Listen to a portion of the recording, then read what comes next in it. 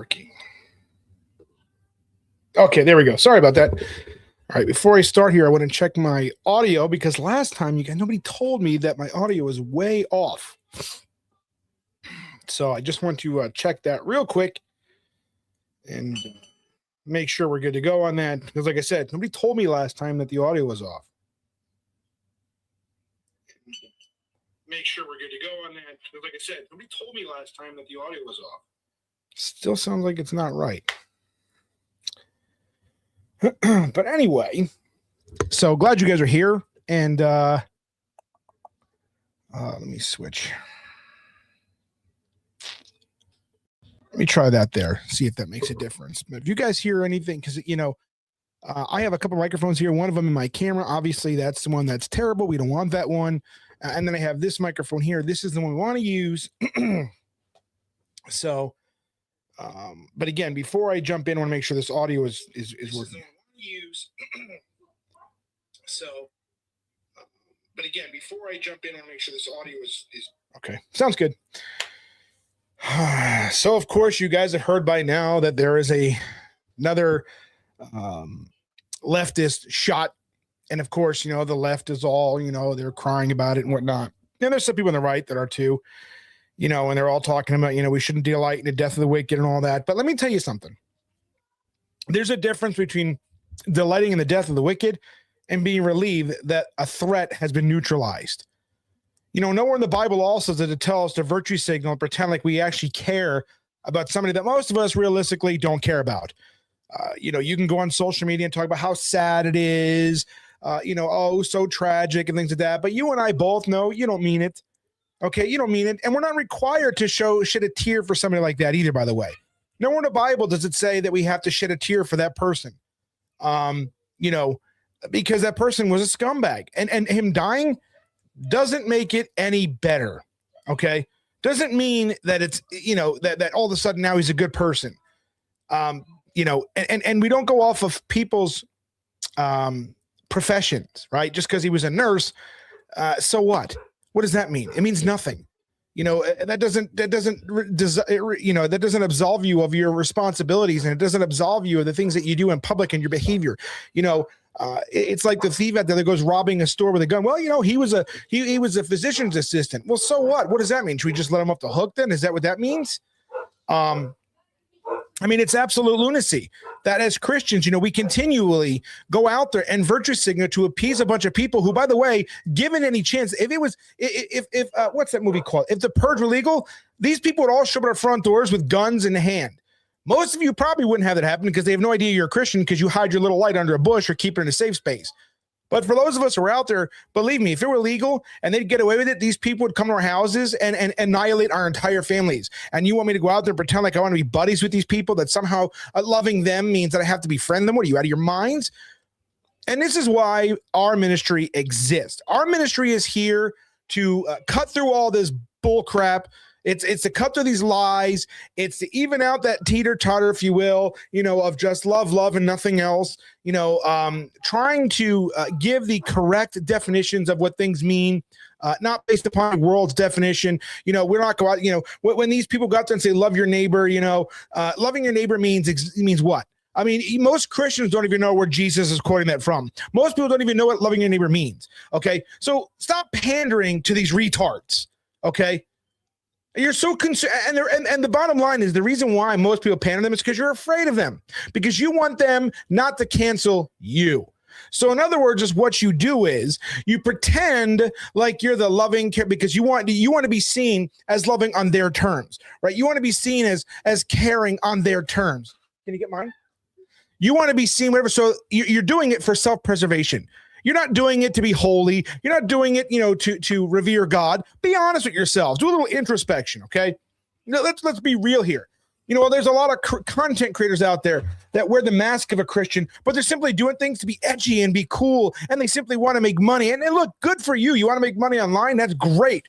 I'm all for capitalism. I'm all for, making money. But don't use God's name to do it. Be honest with yourself, okay? Be honest. Because tonight, I'm going to ask the question that most Christians are too comfortable or too afraid to answer? Who will actually stand? Right now, while the church talks big online, I am facing a legal battle in Florida over speech crimes because we chose restraint over righteousness. Yes. If you're tired of faith that costs nothing, I want you to stay here tonight. I want you to listen because we're going to open Psalm 94:16. And for some of you, it's going to get quite uncomfortable. Somebody says, why do you keep using the R word? Because I can and because I want to. No other explanation than that. And that's the reason why. Because I can and because I want to. And the word retard means foolish or stupid, and that's exactly what we're describing here. And I'm not going to curtail my language, or I'm not going to say things that are not offensive because I'm afraid of offending people. I don't care. Psalm 94:16 still hangs in the air like an unanswered summons.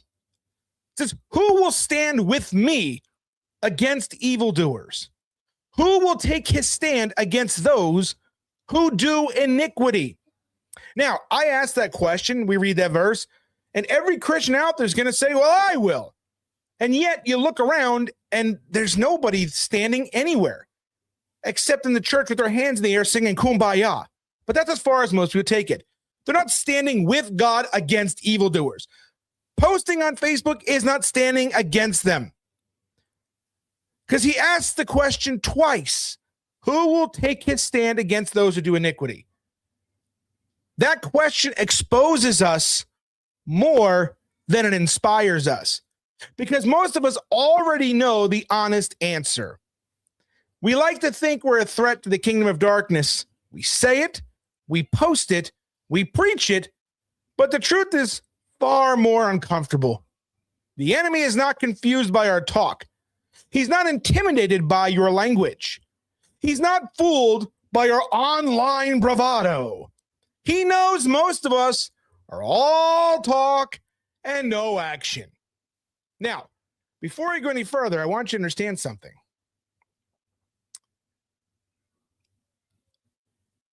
This is not in any way, shape, or form a call to arms, if you will. To me, that is the last resort and only resort in self-defense. But the problem here is that if it ever, God forbid, gets to that point, it's going to be because Christians failed to act before it got to that point. Because we have done and do nothing. Be honest. Be honest with yourselves. I know it's hard. I know it's really hard for people to actually take a look in the mirror and realize maybe my apathy is what's causing all this. Maybe I should have stood up when they were coming after our kids. Maybe I should have stood up when they were murdering our children in the womb. Maybe I should have said something when the schools were teaching my kids to chop off their genitals. Maybe I should have said something when they're teaching our kids that they're nothing more than moral as brainless animals. Maybe you should have said something then. But instead it was more convenient to keep your mouth shut. It was more comfortable because it didn't cost you anything to keep your mouth shut. And what you've done instead was you've rebuked the men and women who are actually out there standing against evil, not just running their mouths on Facebook, right? Because here's the thing. When you actually tell people what the Bible says, somehow they try to twist and distort it to mean exactly the opposite of what it's actually saying. See, we have convinced ourselves that we are dangerous to evil. And not because our lives demonstrate it, but because our words do. And words without cost, they don't frighten darkness. They simply amuse it. And the church has developed a strange fantasy that hell trembles every time we type something bold on Facebook. Meanwhile, the enemy watches what actually happens when pressure is applied. And when he has learned a reliable pattern. Christians complain, Christians debate, Christians have conferences, Christians delay, Christians retreat. Then they spiritualize the retreat and they call it discernment. We are taught that if we lower our voices, things will simply calm down. If we avoid confrontation, evil will eventually expose itself and collapse under its own weight. If we just keep being nice, the system will correct itself. That has never been true, not in scripture, not in history.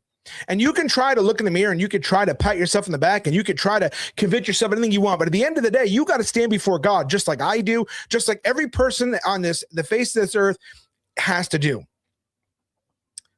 And the truth is, most of you are going to be found wanting, because when you actually take a look at the way you live your life, you do absolutely nothing. I have traveled this entire United States. Okay. I've been almost every single state. I can't even tell you the hundreds of cities that I've been to over the course of the years.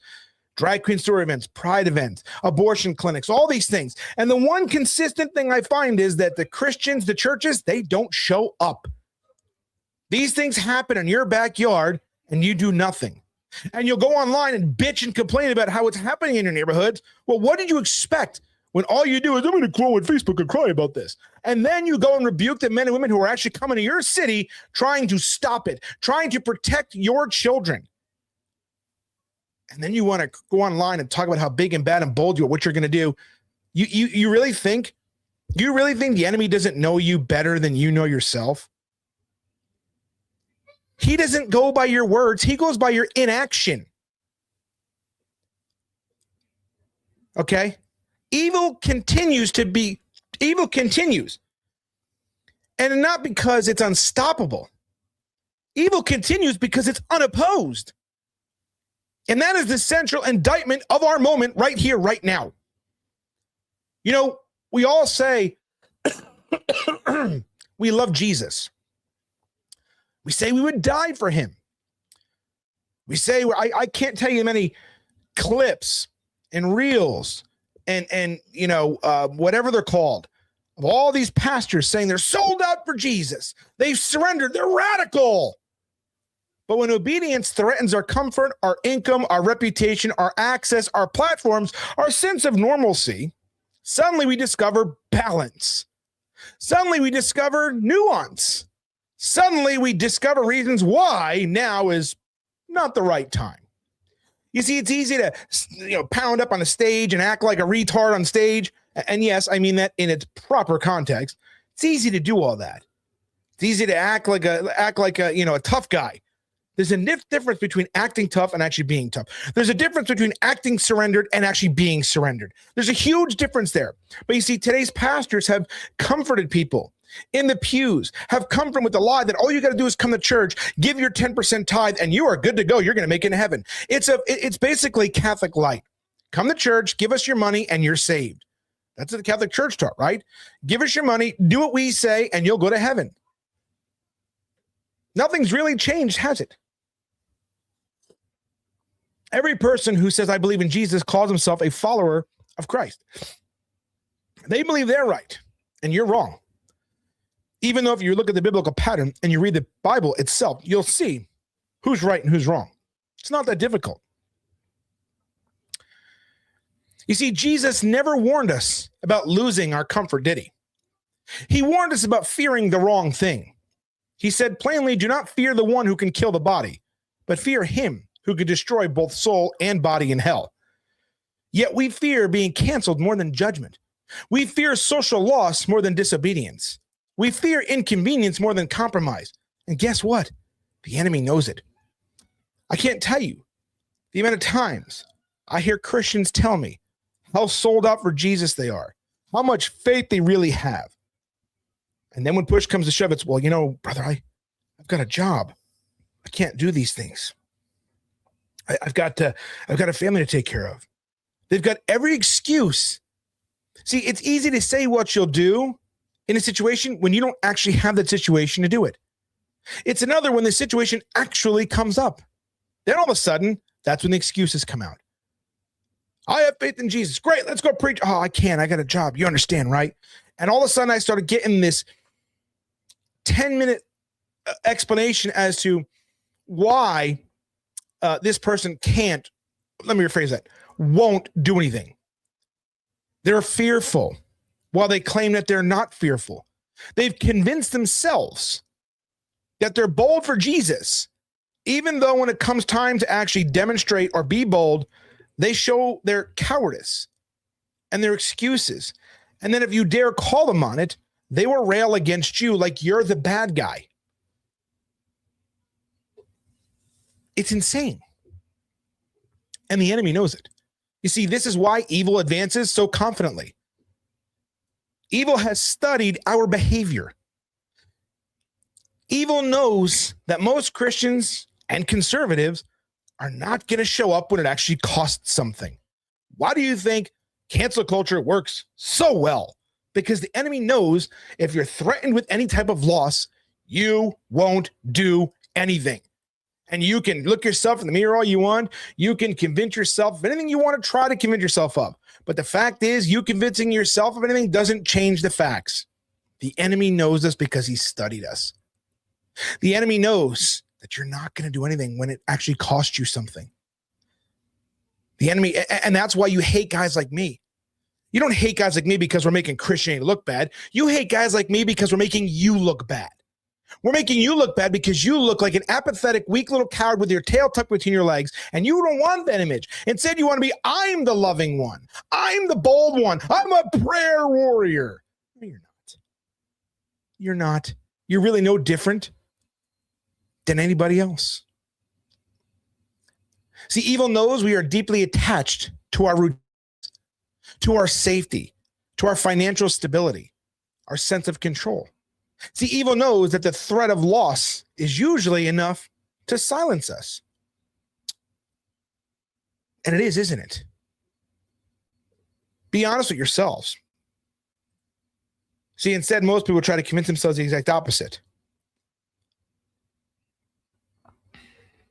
See, we're not outmatched, right? As Christians, conservatives in this country, we're not outmatched because there are more of them. That's just not the facts. We're outmatched because they show up. We don't. They fund what they believe in. They sacrifice sleep, money, comfort, reputation, and their safety. They stand out there in freezing temperatures. They endure ridicule. They endure backlash. They endure exposure because they believe the outcome is worth the cost. That's the enemy, mind you. That's not Christians. They're bold enough to show up on social media making videos, talking about celebrating, gloating in the death of children, police, conservatives. Why? Because what are you going to do? What are you going to do about it? We watched Charlie Kirk get murdered in public in cold blood, and that wasn't enough to galvanize you to do anything other than post about how sad it was, how you're ready to stand up for what's right and true. I went to several days and I warned about apathy after this. I said 2 or 3 weeks from now, when the news cycle moves on, so are you. And that's exactly what happened. And the enemy knows it. I can see it. You don't think the enemy can see it? But these people show up because they believe what they're fighting for, and they're fighting for evil, but they believe evil is worth the cost. We don't believe that holiness, righteousness, Jesus Christ is worth the cost. Don't tell me you believe that Jesus is worth the cost because it doesn't cost you anything.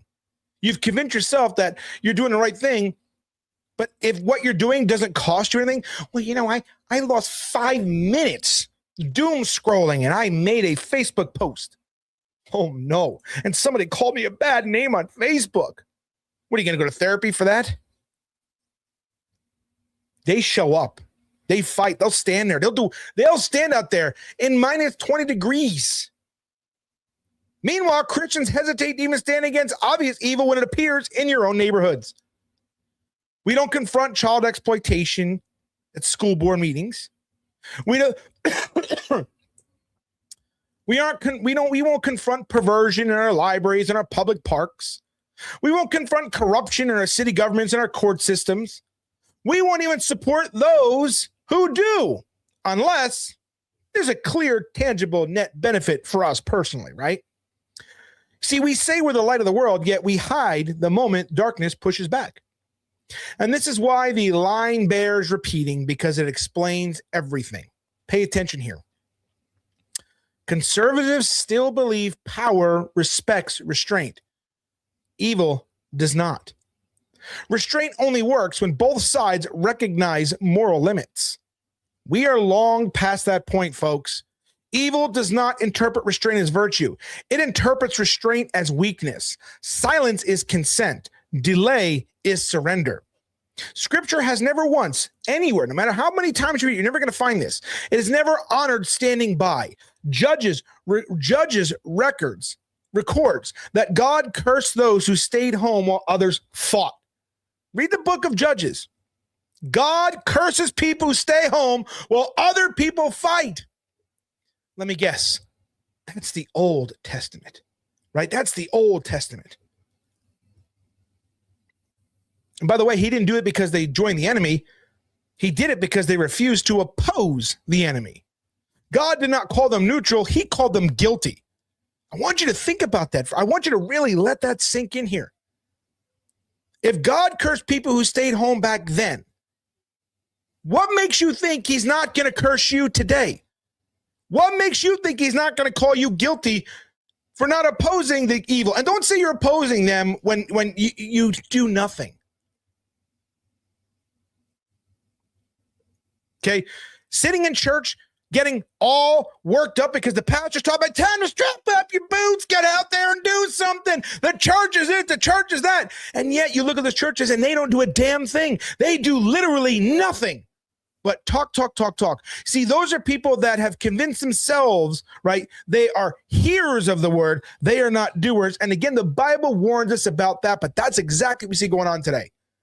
Jesus himself was not crucified because he was gentle. He was crucified because he confronted religious power. He exposed their hypocrisy and he refused to affirm lies.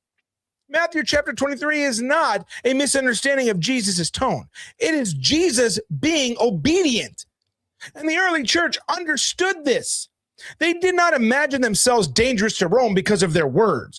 They became dangerous because of their willingness to suffer, their willingness to lose things, their willingness to lose their very lives.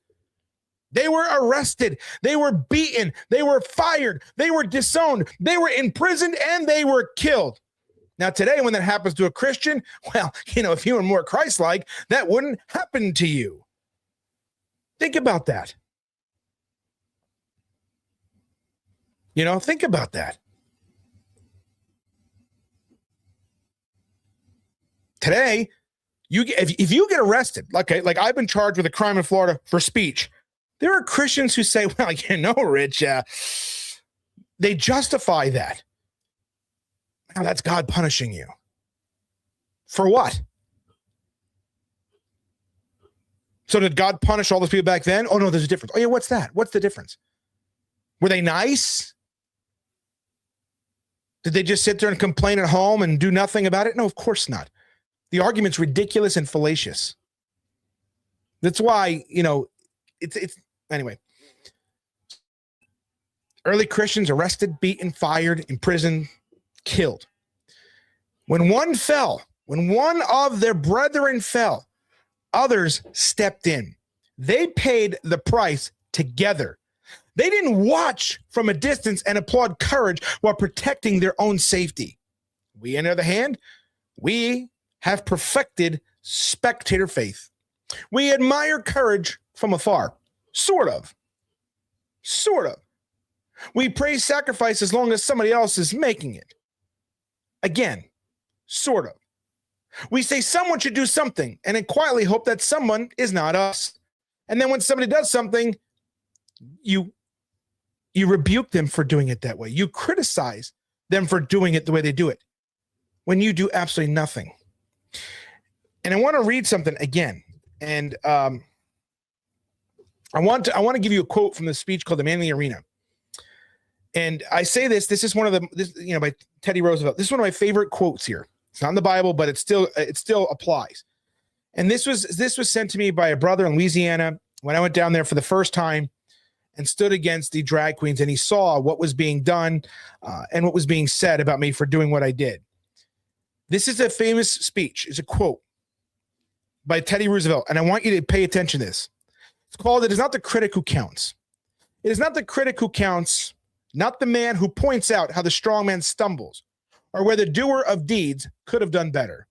The credit belongs to the man who is actually in the arena, whose face is marred by dust and sweat and blood, who strives valiantly, who errs and comes up short again and again, because there is no effort without error or shortcoming, but who knows the great enthusiasms, the great devotions, who spends himself in a worthy cause, who at the best knows in the end the triumph of high achievement, and who at the worst, if he fails, at least he fails while daring greatly, so that his place shall never be with those cold and timid souls who neither know victory nor defeat.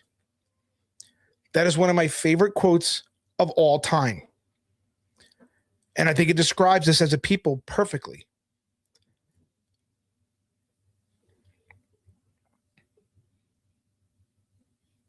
See, and earlier I said that sometimes we admire courage. So long as that courage isn't something, it doesn't remind us that we should do something. See, again, how are you going to criticize any man or woman for doing something when you do nothing? I mean, what balls do you have on you? Who do you think you are when you sit in the comfort of your home? You're not risking or losing anything. Nothing at all. And you think that that's what makes you right and everybody else wrong because the things we lose when we're out there standing against evil. And you wonder why evil grows bolder. See, the kingdom of darkness is not threatened by Christians who refuse to risk anything. It is threatened by Christians who accept loss as part of obedience. That is the dividing line. That always has been the dividing line. History doesn't change because people feel strongly about things. It changes because people act decisively. Okay? History changes because people act at a cost. Every moral collapse, every single one, you can see it, follows the same pattern. Evil pushes, good hesitates, institutions cave, laws invert, truth becomes criminal, and the righteous explain, analyze, and mourn what they refused to confront when it first appeared. It's textbook, and it's happening right under our noses. And this is not happening because Christians don't know any better. It's happening because we have chosen comfort over conviction, safety over obedience, reputation over righteousness. We talk about standing, but we don't stand. We talk about sacrifice, but we don't sacrifice. We talk about being a threat to evil, but our lives tell a completely different story.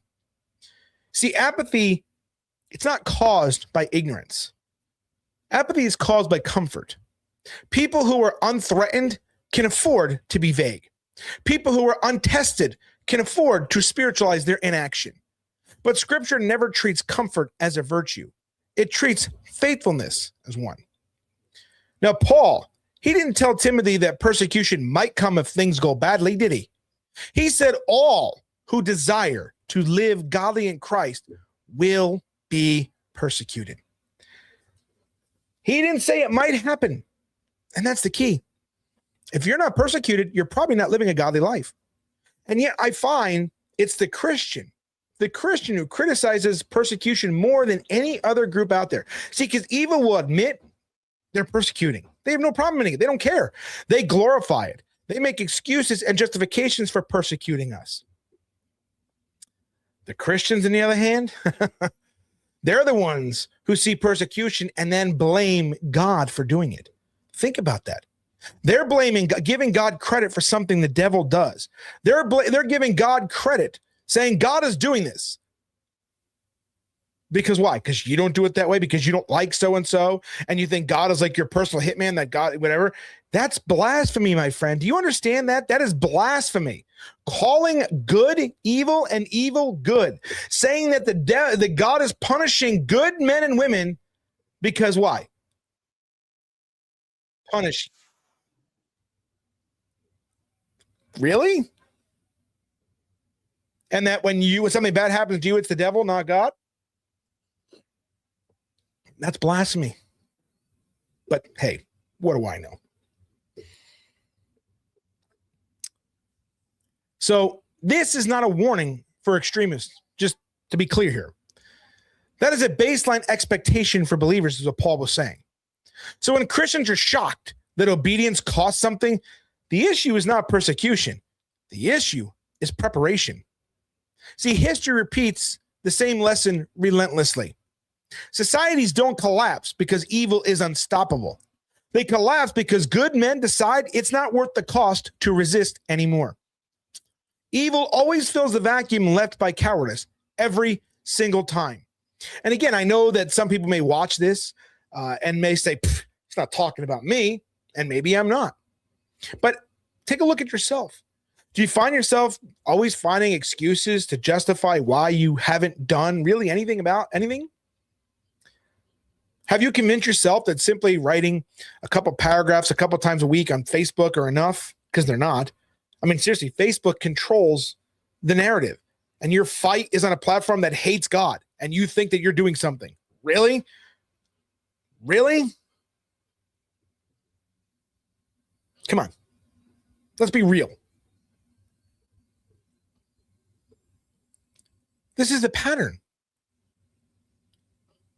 Okay? This is the part that should embarrass us. That is, if you have any shame left. Evil advances not because it's stronger, it's because we retreat. We let it. That's the pattern every time. We like to tell ourselves a different story, of course. We post if we're the dominant force. We talk like lions online. We mock the left as weak, effeminate, ridiculous, unserious. We call them soy boys. We roll our eyes. We act like they're the fragile ones. But then we let them show up. We let them show us up. Giants who never stand up are not giants. They are simply furniture. The enemy is not confused by our memes. He is not impressed by our sarcasm. He is not intimidated by our comment sections. He measures strength the way strength has always been measured. Who shows up? Who sacrifices? Who absorbs loss and keeps moving forward?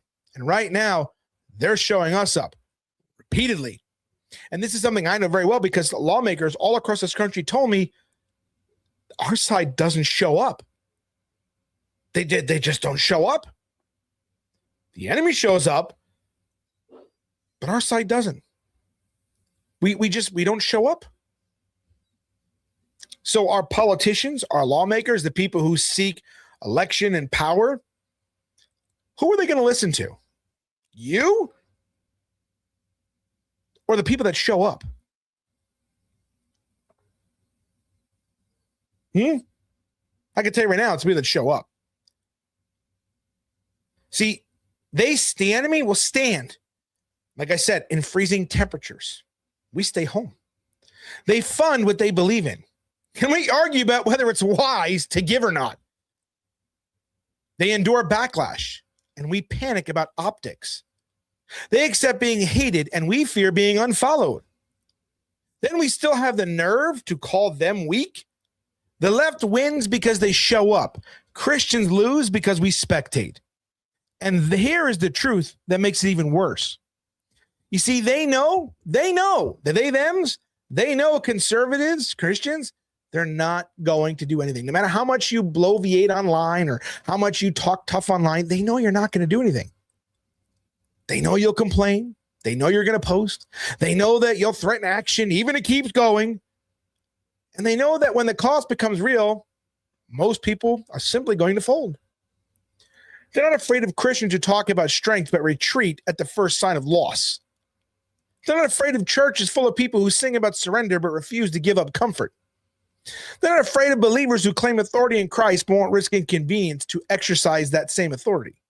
I know. I just watched a reel today about a pastor talking about how much authority he has in his church, how much authority they have. Meanwhile, in his backyard, there's an abortion clinic there, drag queens there all the time, several times a year. Within a 20-mile radius of his church, there are drag queens, pervert events, pride events, all that stuff happening, and he has done nothing about it whatsoever. But he's got authority, man. That church has authority. Meanwhile, evil literally has surrounded that church, and he's done nothing but make a spectacle of himself on stage, convincing ye of authority while evil encroaches on your very ground. Give me a freaking break. Evil advances because it's learned our habits. See, the evil knows we retreat when pressure rises, knows we rationalize cowardice as prudence, knows we'll wait for someone else to lead, knows we will criticize action from a distance instead of joining it. That knowledge is power. And this is why restraint keeps failing. This is why appeasement keeps backfiring. And this is why silence keeps being interpreted as surrender, because it is surrender. We keep telling ourselves that if we just hold the line quietly, things will eventually stabilize.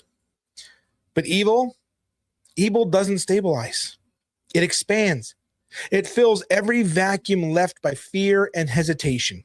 It takes territory. It normalizes itself, and it dares anyone to push back. And most of the time, nobody does. See, people keep asking, how did Minneapolis, Minnesota become this way? How did Minnesota get this way? Because you let it get this way. That's why. Because this didn't happen overnight. This was a series of events. It's not like you didn't recognize things happening. You just chose to ignore it. It's not really that big a deal now. It's getting worse, but it's still not that bad. Now look where we are. What are you going to do about it? Nothing. You'll stand down and watch and go on Facebook, talk about how this is disgusting, how horrible this is, what a shame this is. Look what they're doing in this beautiful state of Minnesota. That's all you're going to do about it.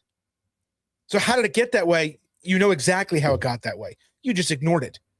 And now look what's happening because of you, Christian conservative, Mr. Big Talk, Big Lion, peacocking all over social media.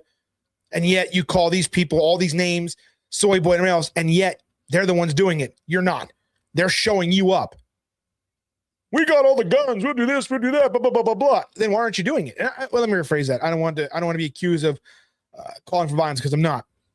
But you talk all the smack. But these little soy boys as you call them out there, these little effeminate cucks as you call them, these drag queens, they're making you look like the soy boy effeminate one. They're making you look like that. Huh? How about that? We live in I'll get to that at the end here.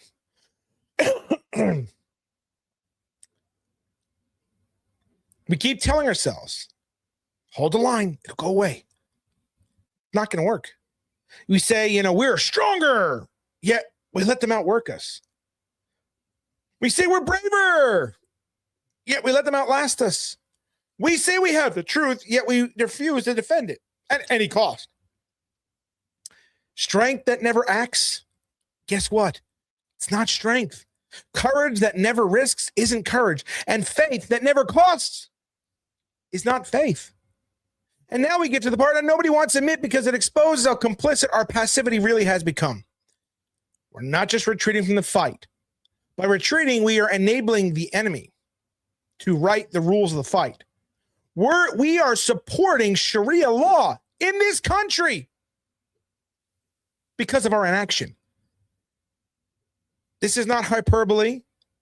This is not, this is not drama. This is a legal reality.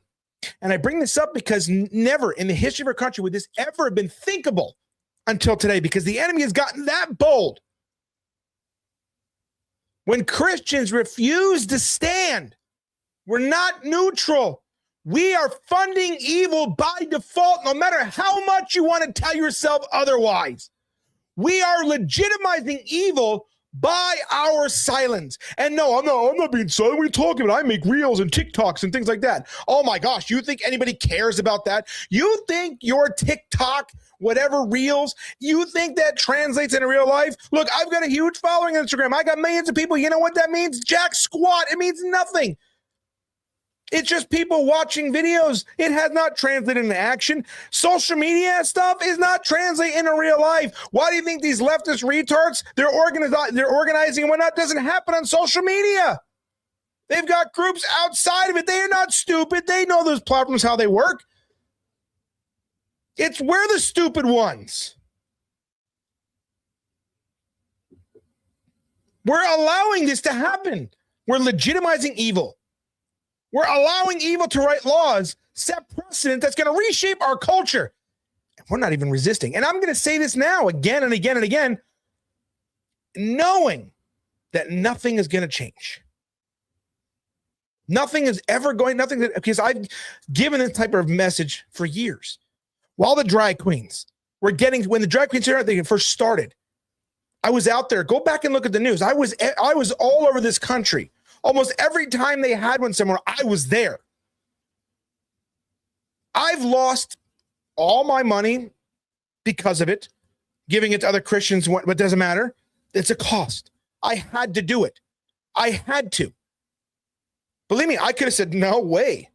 Kept all my money, given it, had for my kid, whatever. I could have done that, but I didn't. Go back and look, though. I was rejected by churches because they didn't like the way I did it. They didn't like us going out there calling them perverts and child groomers and pedophiles. They didn't like that. That's what they are. You cared more about your tone than you were the fact that these people are raping children. They were twerking in front of your kids in public streets, simulating anal sex on floats and making children. And you're, I don't like your tone. Well, I don't like the fact that two grown men are, engaging in simulated anal intercourse in front of children. Screw tone when you see that stuff going on. And Utah, you had people sitting there. They might as well have been having sex. Two women sitting there smacking their vaginas together right in front of children as parents with woo-hooing and hollering and everything else. But you're worried about tone. Meanwhile, children are had their arms and their legs being ripped apart inside their mother's wombs, their heads being crushed into their brains that leak out of mommy's vagina. But you don't want to call her a murderer.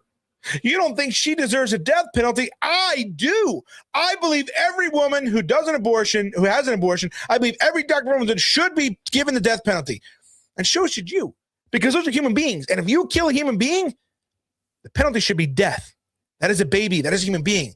That baby has just as much as right to life as you and me and everybody else. Don't call her that. You're going to hurt her feelings if you call her murderer. What would you call her? What, am I supposed to give her a great big hug and say, please, pretty please don't do that? Stop. Just stop. Okay?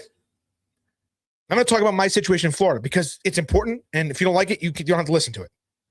I'm going to talk about it again and again and again because it's that important.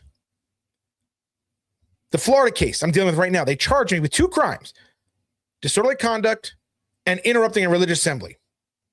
Now, of course, I've seen some Christians celebrating that, saying, well, you did this, you did that. What did I do? Please. My video is there. Please enlighten me. What did I do that's a crime? Eat bacon in front of the Muslims on a public right-of-way and a public parking garage? Public, which means everybody's allowed to use. The Muslims can stand there and pray.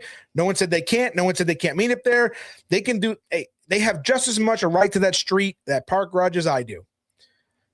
So are you saying that it's disorderly conduct to go in a public space that they're at and rebuke them and preach them and mock their pedo prophet? Is that a crime? Last I checked, it's not, because that's all we did. Literally, that's all we did. I called Muhammad a scumbag. I said that they were terrorists. I said Muhammad was a power bottom, because he was. I said they need Jesus, and I ate bacon in front of them. And for that, I was charged with crime. By a conservative, by a Republican, a religious Republican, no less. This case made the news everywhere. Everywhere. On X, over 1 billion people read the story, or at least saw the video. Over 1 billion people, or views, whatever. The entire country was talking about this, as Christians got charged with crimes for speech. Not violence, not threats, speech. That's it. The Muslims gave their narrative, said that these guys were stomping around our heads with boots on while we're in the prone position, the bowing position. No, we weren't. My video, I have 2 angles, literally shows that when they were bowing, there was not a single person near them. Not myself, not Chris, not Ricardo. Nobody was near them. They flat out lied. And they did that because they know they can. And they'll get, and look what happened. The conservative Christian state attorney catered to them, not the billions of conservatives that were pissed off at this, because the enemy knows we're not going to do anything. And I'm going to show you how in a second here. So no threats, speech. Almost everybody that saw this story, everyone, you're talking big name, David Harris Jr., Donald Trump, the election pay, all these things. Ron DeSantis was tagged like 200,000 times. Even people who don't necessarily like what we did, they agreed that what we did is not illegal, and this is an attempt to create a blasphemy law because the enemy shows up, right? The enemy knows if they win this, then Muslims are going to go out in public, everyone just start praying, and you can't do anything about it because then you'll go to jail. You get charged with a crime. That's how important this case, you don't think it is because it doesn't happen to you, but this is how important this is. And yet, with all of that, with all of those views, all of the narrative, all the people talking about it, we are still woefully underfunded.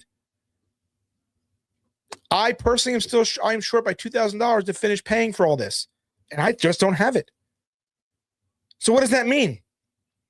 If I can't pay for my lawyer, that means that Florida will have a blasphemy law on the books. It means that precedent still will exist. It means the next time Muslims claim offense and demand enforcement, the state will already have the pathway. It means that speech crimes will be normalized in a state that claims to be conservative.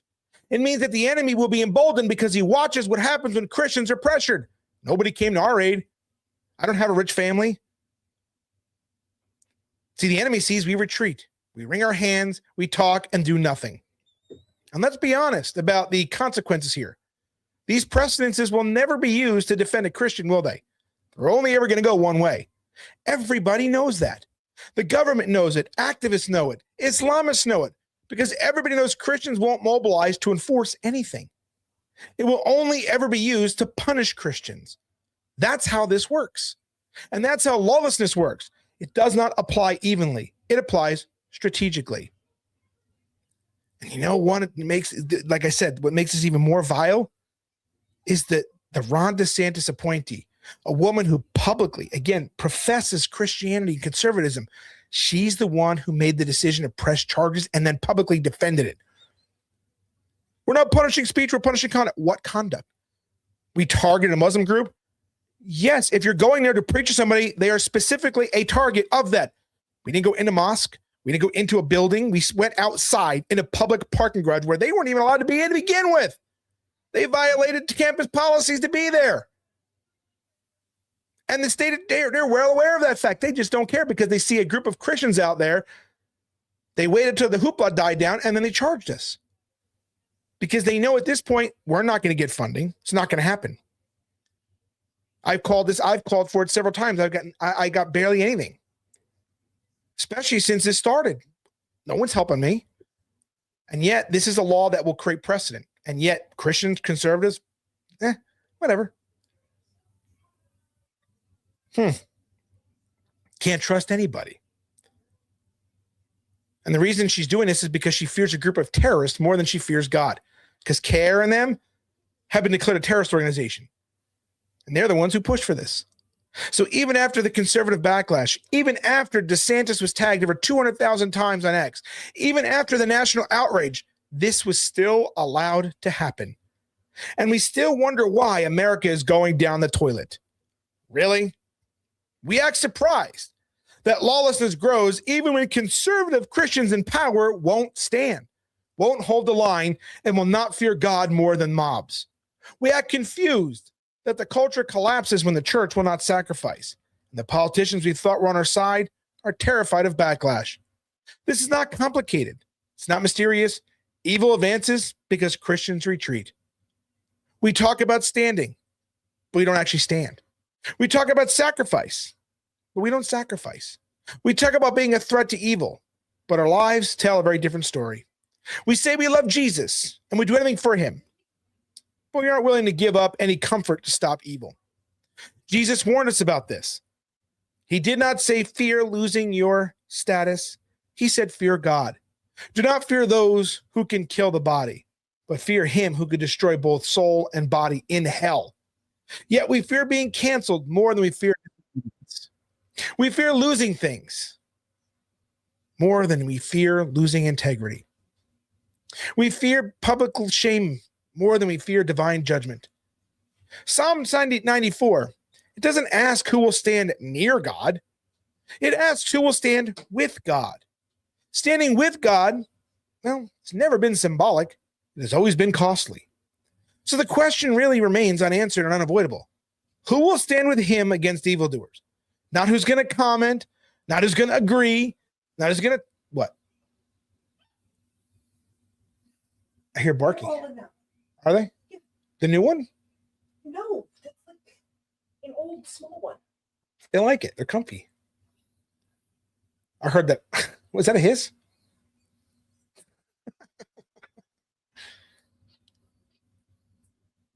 What is that? There's all kinds of ones. I hear that.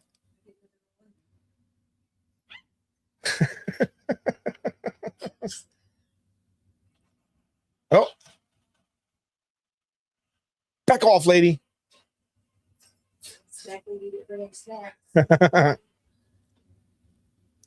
So again, who will stand when standing costs comfort, money, status, and safety? Because he already knows the truth we keep denying. It only stops when it's confronted. And until Christians are willing to give up something real, evil will continue unabated, unchallenged, and unafraid. History will not ask how loudly you spoke or how many Facebook posts you made or how many Facebook reels you made. It's going to ask, what were you actually willing to lose? And the truth is, most of you aren't willing to lose anything.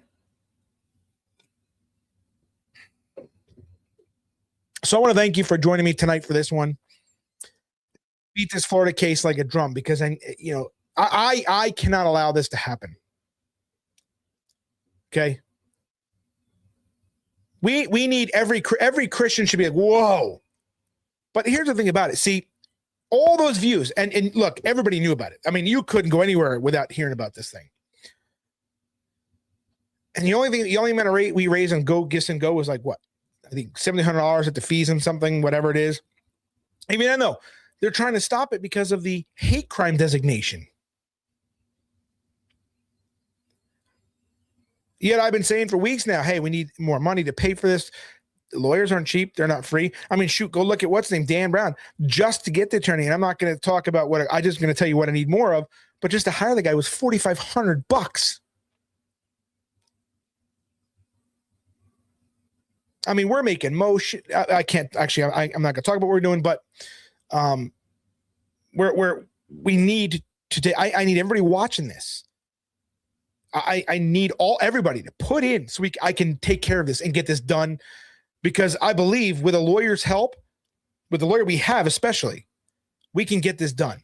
Okay, I've got Enrique Torres. I'm going to be on with him on Wednesday night, Wednesday during the day at 2:00 Eastern time on X. You guys don't want to miss that. If you can join me on there, if not, I'll ask if I can replay it later. He's the guy who was sentenced to 22 years in prison, who Donald Trump Donald Trump pardoned, even though he was never in D.C. during January 6th. But regardless, his exact words were, I want to help. He's not rich. I mean, he lost everything when he went to jail. But he says, I want to help and do what I can. And how many of you would criticize Enrique? How many of you criticize Jake Lang? How many of you criticize that guy? I don't like Jay Lang. I'm not going to work with Jay Lang. Well, what makes you think he's going to work with you? What makes you think the guy has any interest in you at all? He probably doesn't even know you are, and he doesn't care who you are. That's a guy who showed up and almost got killed. Meanwhile, the other patriots were ordered to stand down. They were willing to let one of their own get murdered because why? Why? Because they were afraid. They were, he almost lost his life in America. Say what you want about it, but he didn't even throw a punch back. He took it. 13 staples, hitting everything.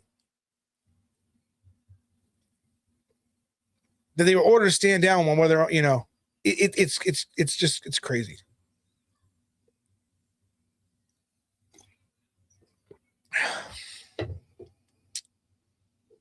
So if you got something out of this video tonight, I'm going to ask you if you would to share the video, because as you could see, YouTube had an algorithm update in December and it has killed conservative Christian channels. It has absolutely killed our channels because the algorithm now doesn't favor things that make people feel bad is what I was told the update does. It's all about it plays in people's emotions. So it wants uplifting content, things like that. So it's even worse than it was before. So our only recourse is, number one, to get off the platform and other platforms.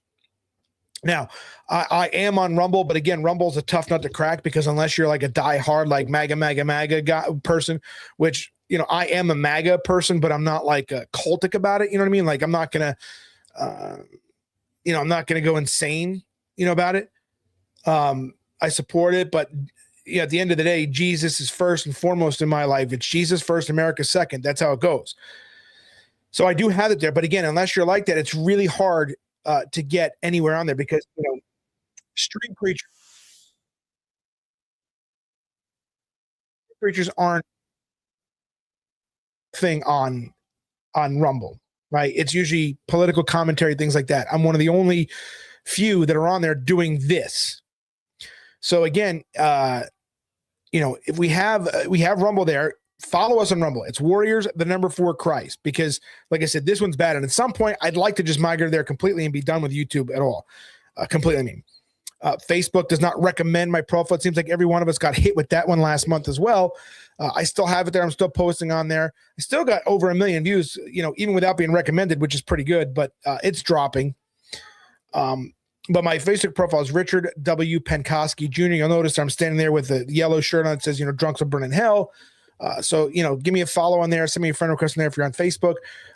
I also have an X account, which is at WFC Preacher. Instagram is where I'm more active than anything. And my Instagram is Warriors for Christ USA. I have a new TikTok, but I'm not really posting on there much. I just don't care anymore about TikTok.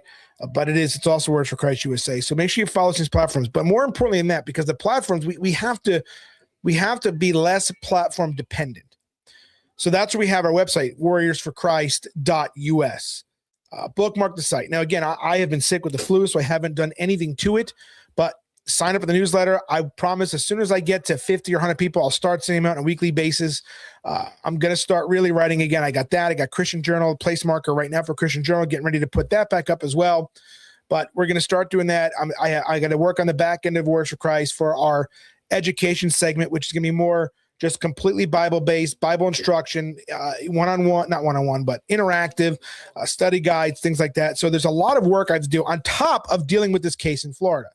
So I need all the help I can get, but we have to stop being so platform dependent on things. Because if your ministry is dependent on Facebook or YouTube, you don't have much of ministry at all.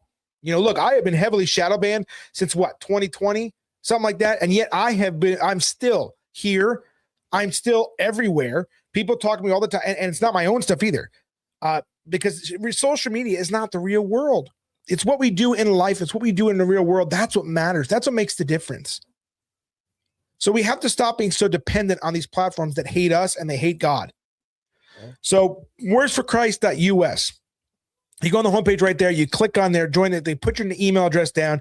You're on the newsletter. I have your information. We can send it out there because at some point we're going to get an app going. You're going to get notified when we go live versus relying on YouTube to do it. Things like that. So that's what it's there for. Again, I got about 20 people on there so far. The one or two times I pushed out the newsletter. But like I said, I want to get to 50 to 100 to start utilizing and making it worth it because that kind of thing. So again, wordsforchrist.us, go right on there on the front page. You'll see we can go to newsletter.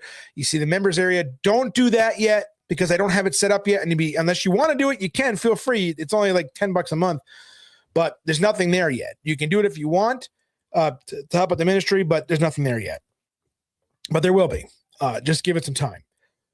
If you want to help support our ministry and help with that fight in Florida, you could do so on the website, warriorsforchrist.us/give. You also have, all the other links to PayPal and all that are on there as well. We have Venmo, which is at Warriors for Christ Ministry. We have CashApp, $WFC Church. We have Zelle, support@christianjournal.net, which again, that will be back up in the next couple of months. There's a placeholder for it now. Renewed the domain name, all that stuff there. So we have PayPal, paypal.me/XTRIAN Journal Media. So we have all of that there. And ultimately, all those destinations are on warriorsforchrist.us/give. Now, again, I've asked for this a couple of times. But like I said, we really need help with this because this is not, this is one of these moments that will create a precedent. It will absolutely create a precedent. It will create a Sharia style precedent in Florida. Okay. And this can't, for speech. Okay. If you want to believe the Muslim narrative that we stomped on their heads and all that stuff, go right ahead. My live video that I streamed that's 10 minutes long is on my YouTube channel, which shows that literally never happened. Never happened. So, if you want to believe lies, be my guest. But you know what? You're going to be the one that stands accountable to God for one day for giving your ears to lies, especially when the truth is right there. And when you do nothing, especially now that you're hearing this, if you do nothing on this and allow this to happen, again, read Judges. God cursed those who stood back while others fought. I mean, that's just the way it is. And if you don't like what I have to say, you don't have to follow. It is what it is. You're not the kind of person looking for anyway if this offends you. But we're going to continue fighting regardless. I'm willing to bear the cost. My family is willing to incur the cost if anything bad happens to me. Because Jesus is worth more than all of it. I can stand before God and say, I did everything I could, Lord, to stand with you against evil, not near you, not by you, not, from Facebook or from a distance. I stood there with you against it. And if my brothers and sisters aren't going to help me fight it, then that's on them. So again, if you'll help us with this, we would greatly appreciate it. It would help tremendously so we can get this stuff done. And the lawyer said, if it goes to trial, it's going to be even more on top of that. So, but you're talking months and months down the road. Right now, we want to get all this stuff done, finish paying him, be done with that. So that's one thing to worry about. And he can just go do what he's got to do, and we can take care of the rest. He can take care of the rest. So again, also remember, don't be so platform dependent. Join us, wordsforchrist.us. Put your name down on the newsletter list. So we have that. We can let you know we're going to live. It's also going to be sent text message, but I might take the text message feature off because it's really expensive to do that. It's the most effective way to get things out there, but we'll see. But anyway, again, thank you for showing up with us tonight. I really appreciate you all. And again, please, if you know somebody that can get something out of this message or they need to hear it or understand, share it with them. Help them understand that just simply posting on Facebook is not standing against evil. Okay? It's not, no matter how much you want to convince yourself. I do appreciate all those people who follow us and pray for us, things like that. And as far as the storm goes here, we didn't get it that bad. We got enough snow for my kids to go out and play in it and have some fun. We didn't lose power. Our heat was fine, which amazes me because it was like 1 degree outside. All our animals are fine. They all have water. They're all fed. They all inside their building. We were fine. Again, we didn't even lose power. Praise God for that. It was cold out. But to be honest, I went out in the cold yesterday. Amanda and I went out there to go put the llama inside. And I'm like, this doesn't feel really that bad. I mean, this is the kind of winter I remember from being up north. It wasn't that bad. So I was like, yeah, this is nothing. It was cold. I'm not gonna pretend like it wasn't, but it wasn't as bad as like, oh my gosh, I'm gonna die. But no, we're perfectly fine here. As a matter of fact, most of the snow we got was from the drifts that come, because whenever things drift, it always comes over my way, comes over to my house. But again, my kids love it. They put their snow pants on today. They went out there with their gloves and everything else, and they had a blast. They loved it. They've been watching it. Is there snow yet? Is there snow yet? Can we go and play? Can we go and play? So they really did enjoy. Hear that? That's a sugar glider. So they really did it. And even then, we all had the flu last week. Every one of us, except for my wife and Brielle. Those two, I don't know how they avoided getting it, but they did not get it. Now, I was sick. And then by day 3, I had a cough, but that was the worst of it for me, was the cough. But that Tamiflu, oh my gosh, that Tamiflu stuff, if you're against medicine, hey, God bless you for it. But let me tell you something, you get the flu, I promise you want to take Tamiflu. It takes a lot of the, I don't know how to say it other than the nasty part of the flu, and just makes it a lot less. Like I had the flu last year for the first time in my life, and I had the body aches. I mean, I was miserable with it. I felt like horrible. This year I got it. I was diagnosed at flu A within 24 hours. I started taking Tamiflu when I first had symptoms. Bam, by day, I mean, I Look at me. It's been a week. I feel fine. Even the cough, I still have a little bit, but not much. So that stuff works great, but everybody's over it now. Kids are all playing. Amanda never, I don't know how she didn't get sick with all the kids. I don't know how. I know. That's what I said. You and Brielle didn't. I don't know how. Because we wash our hands. That doesn't negate droplets in the air and stuff. Kids sneezing and coughing and. We're always touching animals, so it's got to wash them. Well, yes, but you still got it in the air. But still, they didn't get it. Everybody's pretty much over it now. There's no school tomorrow because actually I don't. Were the roads bad when we went out there? Some of them. Yeah. Oh, really? We went into town and they were still completely covered. Like the side roads and stuff. Junior high wasn't even plowed out. Oh, what about the main road here? Yeah. Oh, really? Drive on it, but there was snow in the middle. Would Brielle's car drive on it? Some parts. Some parts. Oh, yes. And praise God for that. Brielle got her license. After all the work Amanda did teaching her to drive, she finally got her license. Miss Jim says, look out. And Julie started driving. Julie's starting to drive too now, just so you guys know. Julie got her permit. She's driving now too. These kids are growing up too fast on us. But anyway, thank you again. Appreciate it. Again, make sure if you're on YouTube, it's youtube.com/@wars4christ official. Also official street preachers. Now, official street preachers is monetized. It's not much. Maybe I think we made a whopping $150 all year last year on it. That's it. Or $222 all year. That's it for a year. Okay, that's not even $20 a month. But if you want to give super chats, super stickers, stuff like that, that you can do that on there if you want. It helps. We don't see that for another month or so, but it's there and it does help.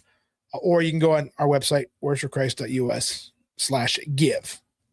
If you want to use PayPal, Venmo, they're all there as well. Actually, I've never done this before, but let me check this. I've never actually done the screen sharing here before. Let's see how this works on this. I click that. So let's share screen. Okay, so right here. Okay. So you guys see here, this is that's the website there. Let me get rid of this banner here so you guys can see the banner. So this is what I've been building this out myself. Okay. But if you go right here, you'll see right here, get updates without censorship. You click that button. That'll take you to here. Okay. And you sign up here. I got to fix this form, but I'll fix that tonight. But that's where you put your information in here.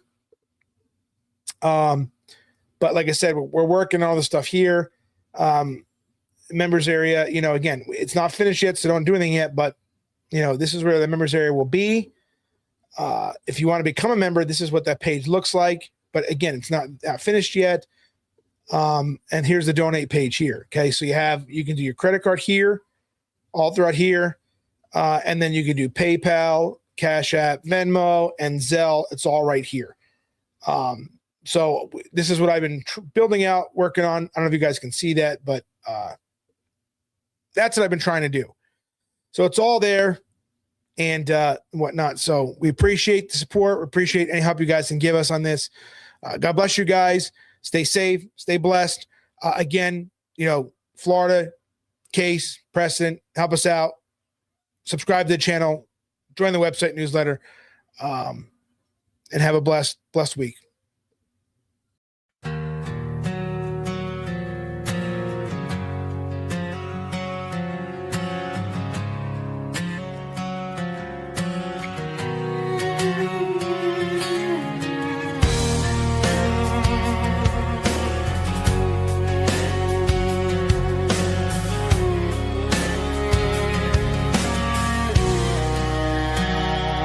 I'm still here, and I'm hurting, trying hard just to stand again. All these scars that I keep hiding burn like fire beneath my skin. In the silence I am falling, still you pull me back again. And when I'm losing hope, you hold the shattered pieces of my soul. 'Cause I'm broken, but you're healing every part of me I wasted. Yeah, I'm open to the mercy that you gave the day I strayed. And when I'm hopeless, you remind me I'm not lost, I'm not forsaken. I'm broken, but in your hands I'm being remade. I've been running from forgiveness, trying hard just to numb the pain.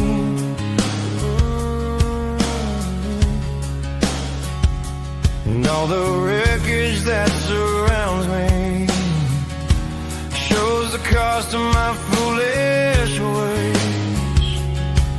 But you're near me in the darkness, calling out my name again. And when I'm losing hope, you hold the shattered pieces of my soul.